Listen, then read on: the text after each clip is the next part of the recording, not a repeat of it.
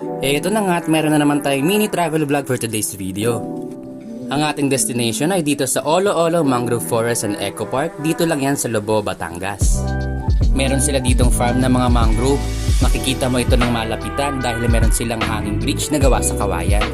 Pwede ka ditong magkayak o paddle boat sa halagang 250 pesos 1 hour na.